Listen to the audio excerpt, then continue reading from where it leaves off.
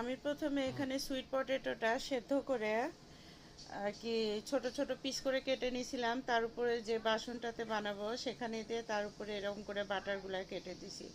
তো বাটারগুলা কেটে দেওয়ার পরে আমি এটার ভেতরে গুঁড়া দুধ, চিনি আর 9টা ডিম আর ভ্যানিলা এসেন্স আর 1 গ্লাসের মতো পানি দিয়ে ব্লেন্ড করে আমি এটার উপরে দিয়ে ওভেনে আর কি যেরকম করে আর কি পুডিং বানাই সেই রকম করে ওভেনে বসাই দিব। আর তার উপর দিয়ে আমি আর কি বেশি করে একটুখানি কিশমিশ দিয়ে দিছিলাম। আপনারা এখানে চাইলে বাদাম কিশমিশ দুটাই দিতে পারেন। তো কিশমিশটা বেশি দেওয়ার কারণ হলো কিশমিশটা যখন দাঁতের নিচে পড়ে এটা খাইতে কিন্তু আসলে অনেক মজা লাগে। তো কিশমিশটা আমি একটুখানি বেশি দিয়ে দিলাম। তো তারপরে আমি এটাকে যেরকম করে আমরা আর কি ওভেনে পুডিং বানাই, কিংবা এটা আপনারা চুলার উপরে ভাপ দিয়েও বানাতে পারেন 250 ডিগ্রিতে।